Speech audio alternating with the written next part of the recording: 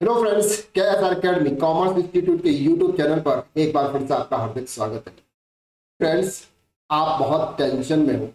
आपके पास में जॉब नहीं है, या फिर अगर जॉब है लेकिन कम सैलरी की है और हमें ज्यादा सैलरी चाहिए। अब सर कॉमर्स फील्ड के हो, कॉमर्स फील्ड में आपके पास में सिर्फ एक ही ऑप्शन रहता है, अकाउंटिंग जॉब का। तो आप अकाउंटिंग जॉब के लिए इंटरव्यू देने जाने वाले हो, या फिर इंटरव्यू के बारे में सोच रहे हो कि इंटरव्यू में ऐसे कौन कौन से क्वेश्चन पूछे जाते हैं जो जिनका आंसर आपको देना होता है और आपका वहां पर सिलेक्शन हो जाए। सबसे पहले तो हमें यही डर लगता है कि सर मेरा वहां पर इंटरव्यू में सिलेक्शन होगा कि नहीं होगा। तो सबसे पहले तो आपको इस डर को भगाना है, अपने अंदर से अपने डर को निकालना है कि अगर सिलेक्शन हुआ तो अच्छा है, अगर सिलेक्शन नहीं हुआ तो सबसे अच्छा। अब सबसे अच्छा है का मतलब क्या होता है? जो होता है अच्छे के लिए होता है। अब अच्छे के लिए होने का मतलब सिंपल सा ये है कि अगर वहां पर जहां पर आप इंटरव्यू देने के लिए जा रहे हैं वहां पर अगर आपका सिलेक्शन हो गया तो अच्छा, और नहीं हुआ तो सबसे अच्छा। सबसे अच्छा का मतलब कि दूसरी जगह आपको एक और अपॉर्चुनिटी मिलेगी, हो सकता है कि वहां पर आपको सैलरी ज्यादा मिले। तो कहने का सिंपल सा मतलब सर ये है कि अगर आपके मन के अंदर जरा सा भी डर है कि मैं इंटरव्यू देने के लिए जा रहा हूं, आपके अंदर जो घबराहट है कि मैं इंटरव्यू देने के लिए जा रहा हूं, मेरा वहां पर सिलेक्शन होगा कि नहीं होगा, मुझे जॉब मिलेगी कि नहीं मिलेगी, सबसे पहले तो आप इस अपने डर को निकाल लीजिए। जब आप अपने इस डर को निकालेंगे तब जाके आप इंटरव्यू के बारे में सोचेंगे। हम जब भी इंटरव्यू देने के लिए जाते हैं हम पूरे घबराहट में जाते हैं, हमारा अंदर जो दिल है वो तो धक धक करने जाता है कि सामने वाला ऐसा कौन पर्सन होगा, हमसे क्या पूछ ले। अरे सामने वाला भी एक इंसान है, सामने वाला भी एक इंसान है, आपसे कुछ क्वेश्चन पूछेगा, आपसे और कुछ नहीं करेगा। आप कोई आईएएस आईपीएस का इंटरव्यू देने के लिए नहीं जा रहे हो जो इतना घबरा रहे हो। सबसे पहले अपने घबराहट को दूर करना। चलिए जी। अब जब बात आती है सर इंटरव्यू देने की, तो इंटरव्यू के अंदर इंसान, सामने वाला इंसान आपके बारे में ऐसी क्या परख कर लेता है, 5 मिनट में आपको बोलता है कि हम आपको कॉल कर लेंगे, या फिर आप कितनी सैलरी लोगे और आपको रिज्यूम में ये लिख के देता है कि आप आज से जॉब पे आ जाओ। ऐसी क्या चीजें वो आपसे कवर करता है, यानी कि आपके बारे में ऐसी कौन सी बात वो ऑब्जर्व करता है, आपके बारे में ऐसा कौन सा एनालिसिस करता है जिस वजह से वो आपको जल्दी जॉब पे रख लेता है। तो मैं आज आपको इस वीडियो के अंदर डिटेल में एक्सप्लेन करूंगा कि सर अगर आप अकाउंटिंग जॉब के लिए जा रहे हो, यानी कि अगर आप फ्रेशर अकाउंटेंट हो, बिल्कुल एकदम मार्केट में नए नए जा रहे हो, या फिर अगर आप ऑलरेडी अकाउंटिंग जॉब के लिए कर रहे हो, अकाउंटिंग जॉब कर रहे हो और साथ में आप एडवांस अकाउंटिंग के लिए जा रहे हो, मतलब कि सीनियर अकाउंटेंट, अकाउंट मैनेजर की पोस्ट पर जा रहे हो, तो उस समय आपको क्या क्या पूछा जाएगा। सबसे पहली बात, आप अपने रिज्यूम के अंदर या बायोडेटा के अंदर आपकी जो डिटेल्स है वो डिटेल इस तरह से मैनेज करें कि सामने वाला अगर उसमें से कोई भी क्वेश्चन आपसे पूछे तो उसका आंसर आप सही तरह से दे सकते हैं। जैसे बहुत सारे पर्सन जो होते हैं ना अपने रिज्यूम में लिख लेते हैं कि आपकी स्ट्रेंथ क्या है, आपकी वीकनेस क्या है। सर आपके इंटरटेनमेंट मतलब कि आपकी हॉबी क्या है। अब हॉबी में वो लिख लेते हैं कि सिर्फ बुक रीडिंग करना। हॉबी में क्या लिखते हैं? अच्छा लगता है ना बुक रीडिंग करना, ऐसा अच्छा लगता है। तो सर बुक रीडिंग करना लिखा है, सामने वाले ने अगर पूछ लिया कौन सी बुक रीडिंग करते हो, कोई ऐसे एक ऑथर का नाम बताओ, तो वो आप नहीं बता पाते हो, तो इनसे वो ये लगता है कि सर आपने जो भी रिज्यूमे लिखा होता है वो गलत लिखा। तो हो सकता है कि आप रिज्यूमे के अंदर जो कुछ भी लिखे वो सही हो, उसका आंसर आप सही तरह से दे सके। अब आपको इंटरव्यू के लिए जाना है, सबसे पहले तो अपने मेंटली को एकदम रेडी रखना है, अच्छे कपड़े पहन के जाना है। हो सकता है तो ऊपर ब्लेजर डाल के जाओ, शूज वूज अच्छे पॉलिश वॉलिश करके जाओ, दाढ़ी वाड़ी अच्छे सेविंग वेविंग करा के जाओ और बाल बाल कटवा के, ताकि सामने वाले को जो first impression is the last impression. जैसे ही इंटरव्यू के लिए जाओ सबसे पहले तो आप उनसे पूछो कि सर मैं इंटरव्यू के लिए आऊं क्या। जब वो टाइम दे उसके हिसाब से, एक बार कॉल कर लिया, अगर सामने वाले ने रिसीव नहीं किया तो दोबारा कॉल नहीं करने का, 2 या 3 घंटे बाद फिर से दोबारा कॉल करने का। क्योंकि हमें डर रहता है कि सर इंटरव्यू वाले हमको फोन क्यों नहीं उठा रहे, हो सकता है सामने वाला मीटिंग में बैठा हो, कहीं पे भी बैठा हो। अब बात आती है सर इंटरव्यू देने के लिए। जैसे ही आप इंटरव्यू देने के लिए जाते हो तो आपको क्या करना है, वहां पर जाकर आपको वेटिंग एरिया में बैठना। जैसे ही आप वेटिंग एरिया में बैठे हो सामने वाला सर आपको बुलाएगा, उनका जो पीएन होगा, जो भी उनका पीए होगा, वो आपको बुलाएगा कि सर आपको बुला रहे हैं। अब आपकी जो दिल की धड़कन है ना वो बढ़ रही है, दिल की धड़कन बढ़ रही है, सामने वाला हमसे क्या पूछेगा। अब अपने दिल की धड़कनों को शांत रखना, मतलब अपने आप को कूल रखना है, अपने आप को बोलते रहना है शांत शांत शांत शांत। ये जो बोलते हो ना ये बॉडी को बहुत इफेक्ट करता है। जब आपको शांत रहना है, जैसे ही आप अंदर इंटर होने से पहले आपको दरवाजा खोलना है, गेट डोर ओपन करना है, और डोर ओपन करने से सबसे पहले पूछना है सर मे आई कम इन सर। जैसे ही वो आपको हाँ बोले, आपको इंटर होना है और इंटर करते टाइम आपका जो डोर है वो डोर आपको क्लोज करना है। लेकिन डोर क्लोज करते टाइम आप ये ध्यान रखें कि आपकी पीठ सामने वाले बॉस को नहीं दिखे जो आपका इंटरव्यू ले रहा है। ये सबसे पहला इंप्रेशन होता है कि आप डोर किस तरह से क्लोज कर रहे हैं। जैसे ही आपने डोर क्लोज कर दिया, आप खड़े रहे जब तक सामने वाला पर्सन आपको बैठने के लिए नहीं बोले, तब तक आपको क्या करना है, सब खड़े रहना। जैसे ही वो आपको बैठने के लिए बोलेगा, have a seat please, have a seat, आपको सीट पे आराम से कंफर्टली बैठना है, घबराना बिल्कुल नहीं है सर। सामने वाला कोई तोप नहीं है जो आपसे कुछ भी छीन लेगा। शांति से बैठना है, घबराना बिल्कुल नहीं है। आप आराम से बैठे हो। अपना रिज्यूमे देने के भी बहुत सारे तरीके होते हैं, ऐसे नहीं दे देना सर दोनों हाथ से रिज्यूमे को आपको उनको साथ में दे। वो आपके रिज्यूमे को पढ़ेंगे, आपको इधर इधर बिल्कुल कहीं नहीं देखना, क्योंकि हम बहुत सारी जगह पे देखते थे एसी लगी है, ये लगा वो लगा, सब देखते हैं।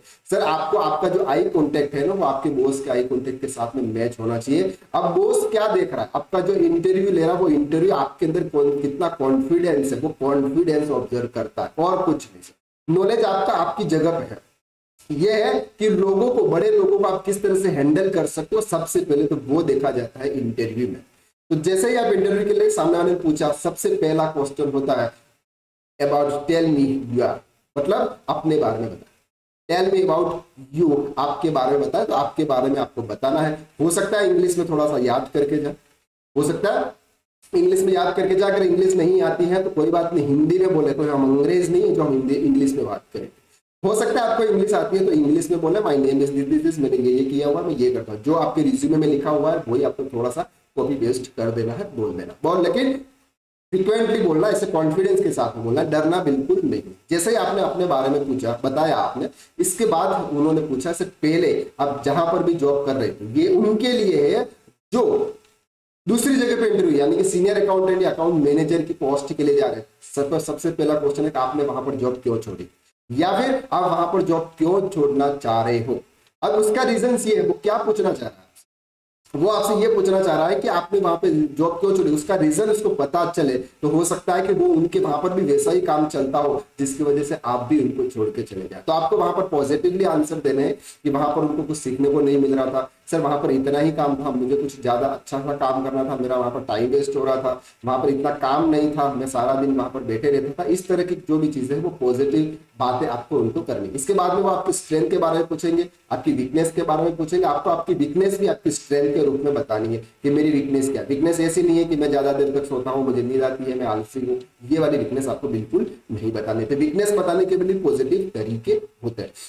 ये तो बात हुई सर एक नॉर्मल अकाउंट इंटरव्यू की, मतलब कोई भी इंटरव्यू होगा आपको इतना पूछेगा। अब हम तो बात कर रहे हैं अकाउंटेंट की। अब अकाउंटेंट की इंटरव्यू के लिए हम जा रहे हैं तो वहां पर सबसे पहले अगर सामने वाला पर्सन कौन है उस पर डिपेंड करता है कि सामने वाले पर्सन को अकाउंटिंग के बारे में कितना नॉलेज है। अगर कोई किसी बिजनेस का बॉस बैठा हुआ है जिसको अकाउंट के बारे में बिल्कुल नॉलेज नहीं है, जो जीएसटी भी नहीं जानता, वो तो बस ये जानता है बिजनेस करना जानता है, वे छोटी मोटी जॉब के लिए जा रहे हो तो सर वहां तो अकाउंटिंग के बारे में इतना कोई मैटर ही नहीं है, वो आपसे पूछेगा नहीं क्योंकि उसको खुद को नॉलेज नहीं है। लेकिन अगर ऐसे पर्सन के सामने बैठे हो जिनको अकाउंटिंग का अच्छा नॉलेज है, जीएसटी का नॉलेज है, इनकम टैक्स का नॉलेज है, वो आपसे कैसे कैसे क्वेश्चन पूछेगा, उसका जवाब आपको कैसे देना है वो मैं इस वीडियो के अंदर बताने वाला हूं। अगर वीडियो को लाइक नहीं किया तो वीडियो को लाइक कीजिएगा, शेयर कर दीजिएगा, और अगर हमारे चैनल को सब्सक्राइब नहीं किया है ना तो इस चैनल को सब्सक्राइब भी कर लीजिएगा, ताकि आपको इसी तरह के रिलेटेड वीडियोस आपको इस चैनल पर मिलने वाला है। सबसे पहले हम बात करते हैं, कहीं पर भी आप अकाउंटिंग जॉब के लिए जाते हैं तो पहला जो काम होता है ना वो होता है सर अकाउंटिंग का। तो वो आपसे पहले पूछेंगे अकाउंटिंग क्या है। फॉर एग्जांपल पहला क्वेश्चन पूछ लिया कि अकाउंटिंग क्या है, तो आपको सीधा सा आंसर देना है सर बिजनेस के ट्रांजेक्शन को रिकॉर्ड करना अकाउंटिंग क्या है। शॉर्ट में आंसर देंगे, बिजनेस के ट्रांजेक्शन को रिकॉर्ड करने को अकाउंटिंग के। अगर उन्होंने पूछ लिया सर अकाउंटिंग पर्पस से बिजनेस कितने टाइप के होते हैं, तो आपको बताना है सर बिजनेस 3 टाइप के होते हैं। पहला बिजनेस जो होता है वो मैन्युफैक्चरिंग बिजनेस होता है, दूसरा जो बिजनेस होता है वो ट्रेडिंग बिजनेस होता है, और थर्ड जो बिजनेस होता है वो सर्विस बिजनेस होता है। अकाउंटिंग पॉइंट ऑफ व्यू से ये 3 टाइप के बिजनेसेस होते हैं। सर ट्रेडिंग और मैन्युफैक्चरिंग बिजनेस में क्या डिफरेंस है, अगर उन्होंने पूछा कि ट्रेडिंग और मैन्युफैक्चरिंग बिजनेस में क्या होता है, तो मैन्युफैक्चरिंग बिजनेस में रॉ मटेरियल को फिनिश गुड्स में कन्वर्ट किया जाता है, और ट्रेडिंग बिजनेस में जैसा गुड्स आता है वैसा गुड्स हम सेल्स करते हैं। इसके बाद अगर पूछे वहां पे कि सर ग्रॉस प्रॉफिट और नेट प्रॉफिट में क्या डिफरेंस है, ग्रॉस प्रॉफिट और नेट प्रॉफिट में क्या डिफरेंस है, तो ग्रॉस प्रॉफिट और नेट प्रॉफिट में डिफरेंस ये है कि ग्रॉस प्रॉफिट ये होता है जो गुड्स जो जिसका आपका बिजनेस है उस उसको सेल करने से आप जो भी प्रॉफिट कमा रहे हो उसको बोलते हैं ग्रॉस प्रॉफिट, और ओवरऑल बिजनेस के एक्सपेंसेस माइनस करने के बाद जो आपका बचता है उसको बोलते हैं नेट प्रॉफिट। तो ग्रॉस प्रॉफिट और नेट प्रॉफिट के बीच में आपको ये डिफरेंसेस उनको इजीली तरीके से बताना। अगर कोई एडवांस में आपको पूछा, उन्होंने पूछा कि ये जो क्लोजिंग स्टॉक होता है, क्लोजिंग स्टॉक होता है ये एक्चुअली हमारी एसेट्स होती है, लेकिन उसको ट्रेडिंग अकाउंट के क्रेडिट साइड में क्यों लिखा जाता है? वो हमारी एसेट्स होती है लेकिन ट्रेडिंग अकाउंट के क्रेडिट साइड में क्यों लिखा जाता है? तो उसको यहाँ पर रीजन उनको ये बताना है कि सर हमें COGS फाइंड करना होता है, cost of goods sold find करना होता है। जो गुड्स हमने सेल ही नहीं किया है सर उसकी कॉस्ट हम फाइंड कर कैसे करेंगे अगर हम उसको क्लोजिंग स्टॉक की तरफ नहीं लिखेंगे, यानी कि क्रेडिट साइड अगर हम नहीं लिखेंगे। क्रेडिट साइड का मतलब होता है कि सर हमारा opening stock, opening plus purchase, इन दोनों में से हम वो माइनस कर देते हैं जो हमारा अभी तक सेल नहीं हुआ है, इसलिए क्लोजिंग स्टॉक को क्रेडिट साइड में लिखा जाता है। ग्रॉस प्रॉफिट को कहां ट्रांसफर करते हैं? तो ग्रॉस प्रॉफिट को P&L में ट्रांसफर करते हैं। नेट प्रॉफिट कैसे आता है? तो नेट प्रॉफिट आता है आपका इनडायरेक्ट इनकम और ग्रॉस प्रॉफिट को ऐड करने के बाद, इनडायरेक्ट एक्सपेंसेस को माइनस करने के बाद जो फिगर आता है उसको बोलते हैं हम नेट प्रॉफिट। अब पूछेंगे सर कि नेट प्रॉफिट को कहां ट्रांसफर किया जाता है? अगर उनको बताना है कि सर प्रोप्राइटरशिप बिजनेस है तो उनके कैपिटल अकाउंट में, पार्टनरशिप बिजनेस है तो पार्टनर्स के कैपिटल अकाउंट में, अगर कंपनी है तो रिजर्व सरप्लस में नेट प्रॉफिट को ट्रांसफर किया जाता है। अगर आपसे कोई पूछे प्रोविजन और रिजर्व के बीच में क्या डिफरेंसेस है, तो प्रोविजन जो होता है सर वो एक्सपेंसेस के लिए बनाए जाते हैं, और रिजर्व जो होते हैं वो जो प्रॉफिट होता है उसको कुछ बचाने के लिए लाया जाता है। फ्यूचर एक्सपेंसेस अगर कुछ ऐसे हैं उनके लिए कुछ अमाउंट रिजर्व में रखा जाता है, और अमाउंट रिजर्व में रखने के बाद उनके पार्टनर्स या फिर पार्टनर्स के कैपिटल अकाउंट्स या फिर प्रोप्राइटर्स के कैपिटल अकाउंट में ट्रांसफर कर दिया जाता है, ताकि बिजनेस में आने वाले अनअवॉइडेबल एक्सपेंसेस को वो उन अमाउंट से पूरा कर सके, एक साथ दूसरी जगह से आपको लाना ना पड़े।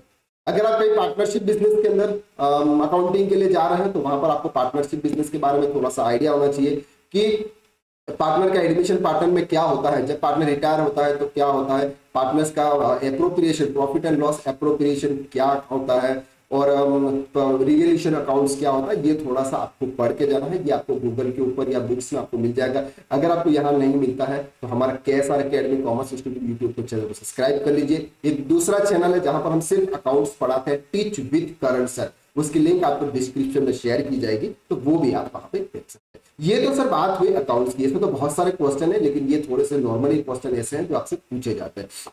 अब बात करते हैं कि अकाउंटिंग के अंदर कौन से फिनेंशियल स्टेटमेंट है, आपसे पूछा जाएगा अकाउंटिंग के अंदर कितने फिनेंशियल स्टेटमेंट बनते हैं। तो हम बात करते हैं अगर इंडिविजुअल यानी कि प्रोप्राइटरशिप बिजनेस है तो 3 बनेंगे सर, और उसमें भी बिजनेस के हिसाब से। अगर ट्रेडिंग बिजनेस है तो trading account, profit and loss account और बैलेंस शीट।